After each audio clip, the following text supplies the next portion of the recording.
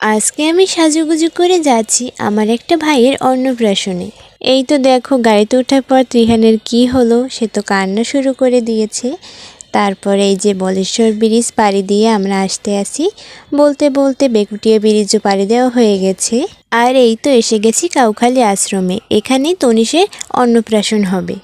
এদিকে দেখো ত্রিহানের মোজা পড়ে গেছে, সবাই মিলে তাকে মোজা পরাচ্ছে। তারপর এই তো আমরা সবাই গাড়ি থেকে নেমে গেছি। এই তো এখন আশ্রমের ভিতর ঢুকছি, সেটাও তোমাদের সাথে ভিডিও করে শেয়ার করছি। এখানে দেখো আলপনা দিয়ে কি সুন্দর আর্ট করা, যেটা আমার কাছে ভালো লেগেছিল। তারপরে এই যে তিশান এসে গেছে, তো ওকে একটু ভিডিওতে তুললাম। আর মন্দিরও দেখিয়ে দিচ্ছি, চারপাশেই মন্দির আছে। তারপর আবার এই মন্দিরটার সামনে এসে সিঁড়িতে বসে আমরা একটু ভিডিও করে নিলাম। সবাই এখানে এসে ছবি টবিও তুললো।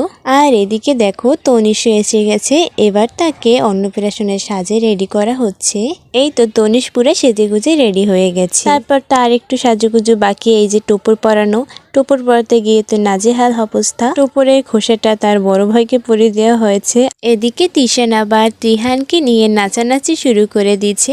তো গাইস, একটা ভিডিওতে সবকিছু দেখানো সম্ভব হয় না, তাই আমি নেক্সট ভিডিওতে তনিষের অন্নপ্রাশনে কী কী করেছি শেয়ার করার চেষ্টা করব।